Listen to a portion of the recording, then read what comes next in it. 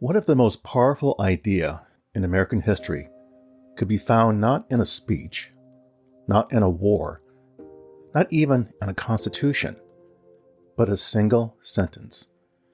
In his new book, The Greatest Sentence Ever Written, Walter Isaacson turns his attention to just 35 words from the Declaration of Independence. Words we've memorized, quoted, and perhaps taken for granted. We hold these truths to be self-evident. But what did those words really mean in 1776? And to that point, what do they mean today?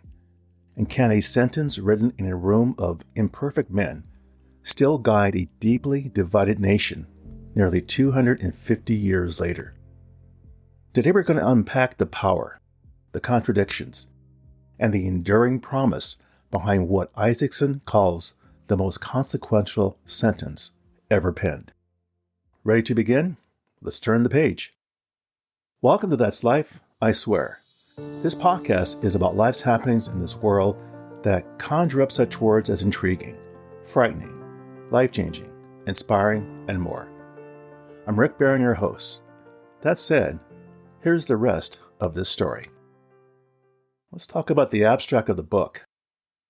Walter Isaacson's The Greatest Sentence Ever Written is a focused and compelling dissection of arguably the most consequential line in American history. It's the second sentence of the Declaration of Independence. It reads, "We hold these truths to be self-evident, that all men are created equal, that they are endowed by their Creator with certain unalienable rights, that among these are life, liberty, and the pursuit of happiness." Now, rather than offering a broad narrative history of the Declaration or the Age of Revolution, Isaacson drills deeply into this sentence as if it were a lens for understanding the philosophical foundations and civic aspirations of the United States.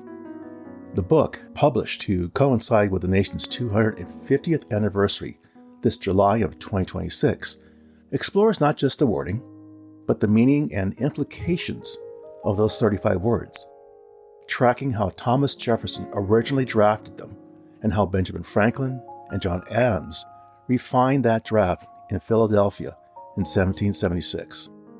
It examines how Enlightenment ideas about natural rights, reason, and human equality inform these words and how the wording has been interpreted, contested, and invoked over centuries of American history. Despite its brevity, just under 80 pages, Isaacson's book analysis situates the sentence within broader debates about liberty, citizenship, and national purpose. He acknowledges the profound contradiction between the sentence's lofty ideas and the reality that the founders themselves enslaved hundreds of people and excluded women and indigenous people from the rights they proclaimed. And yet, he also argues that it is precisely this tension between idea and practice that has made the sentence a long-lasting engine of moral and political struggle. In Isaacson's telling, this sentence helped shape movements from abolition and civil rights to women's suffrage and contemporary debates about equality and justice, and remains a touchstone for defining shared values in a polarized age. So let's talk about the author. Walter Isaacson is one of the most widely read American historians and biographers of our time, known for combining academic rigor with narrative storytelling that appeals to a broad readership. Over the past 3 decades, he has authored acclaimed biographies of figures who have shaped science, technology, and thought, spanning the Renaissance genius of Leonardo da Vinci, the revolutionary insights of Albert Einstein, the entrepreneurial audacity of Steve Jobs, and the gene-editing pioneer Jennifer Doudna, and the complex life of Elon Musk. Isaacson's work often struggles with the intersection of creativity, leadership, and cultural impact, making complex subjects accessible without sacrificing intellectual depth. Before his career as an author, Isaacson had many roles in journalism and public life. He served as the editor of Time magazine, Chairman and CEO of CNN, and President and CEO of Aspen Institute, a global nonprofit dedicated to values-based leadership and dialogue. He is currently a professor of history at Tulane University, where he continues to teach and write. In recognition of his contributions to the humanities, he was awarded the National Humanities Medal in 2023. Across his body of work, a common thread is his fascination with how transformative ideas take shape and how individuals and societies struggle with them, whether through scientific discovery, technological innovation, or the crafting of foundational political documents. With the greatest sentence ever written, Isaacson brings his biographical sensitivity to a line of text itself, treating language as a living artifact that reveals the tensions, aspirations, and contradictions at the heart of the American experiment. His approach blends historical narrative, philosophical interpretation, and contemporary reflection, aiming to make readers see familiar words with fresh eyes and renewed curiosity. Now, what drew my interest in reading this book? My interest in reading the greatest sentence ever written was sparked by a blend of personal curiosity about the foundational ideas and a desire to understand how those ideas continue to resonate or clash with present realities. The book's unusual premise captured my attention immediately. Rather than just a biography or broad historical survey, it is a literal microscopic study of one sentence that has echoed through 250 years of American life. I mean, the idea that a single line of text could be treated as a living artifact, with the power both to define a nation's identity and to expose its failings, felt both intellectually provocative and deeply relevant today, especially today.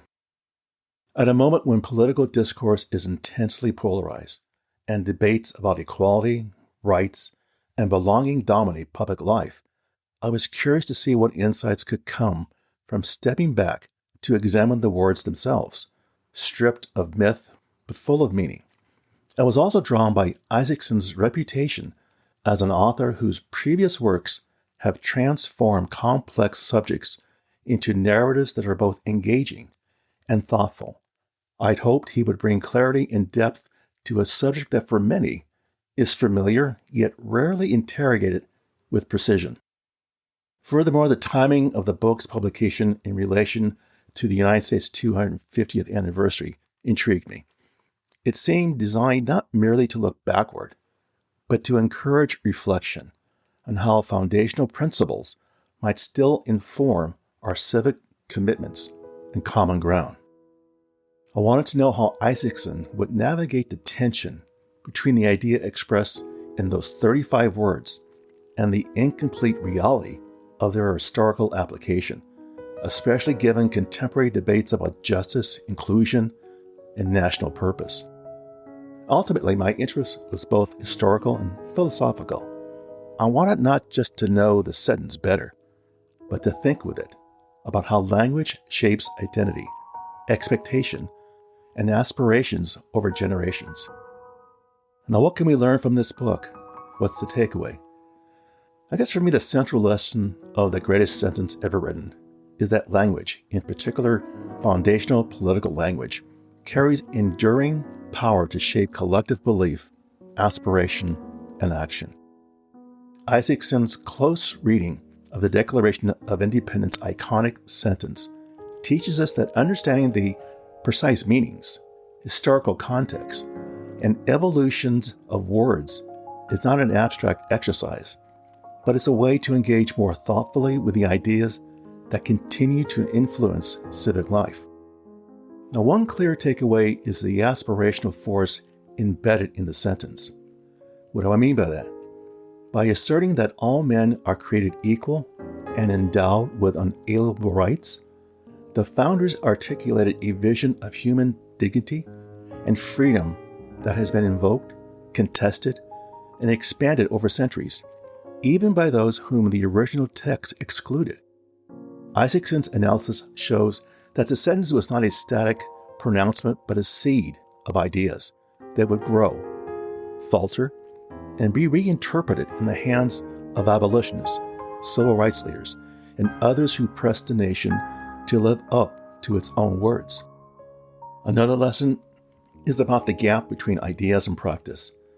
The book acknowledges the profound contradictions of a nation that proclaimed equality while permitting slavery and systematic exclusion.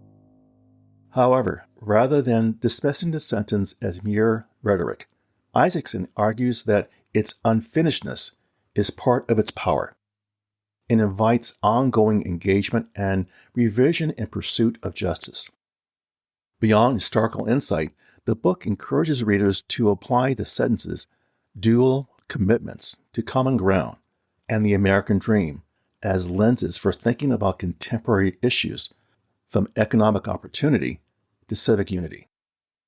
In a very deeply polarizing moment that we have today, revisiting these words remind us that democracy depends not only on argument and ideology, but also on a shared language of principles that can unite disparate perspectives around core commitments to human dignity and collective flourishing. Ultimately, the takeaway is not nostalgia for a past moment, but a challenge to carry these ideas forward in ways that are inclusive, reflective, and alive to current realities. Well, there you go, my friends. That's life, I swear. For further information regarding the material covered in this episode, I invite you to visit my website, which can be found on Apple Podcasts, for show notes and the episode transcript. As always, I thank you for the privilege of you listening and your interest. Be sure to subscribe here or wherever you listen to podcasts so you don't miss an episode. And we'll see you soon.